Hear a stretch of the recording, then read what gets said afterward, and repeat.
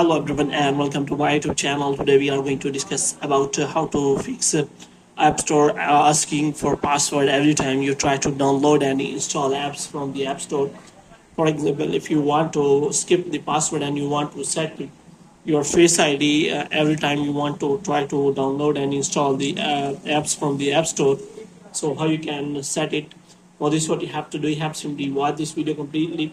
So without wasting any time, let's start the video. So first of all, what you have to do, you have to simply make sure that you are connected to a proper Wi-Fi and internet connection.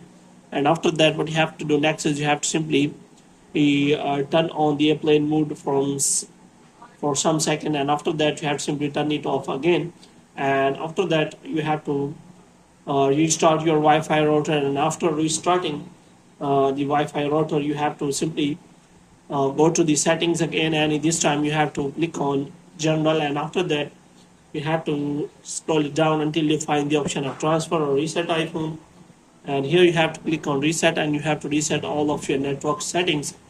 And after that, what you have to do, you have to simply go to the settings, and this time you have to look for Face ID and passcode, and you have to provide the passcode here, and you have to make sure that here is turn on the settings for the iTunes and App Stores, and you have to make sure that you have turned on this toggle. And after turning on this toggle, you have to simply open the App Store, and you have to check whether it again asks for password or not, and whether you have already changed the setting, and it asks for the Face ID every time you try to download and install any app from the App Store. So here, if you click on any app, and here you can simply see that it is now not asking for the password, and you can simply double click and install the app after using your Face ID.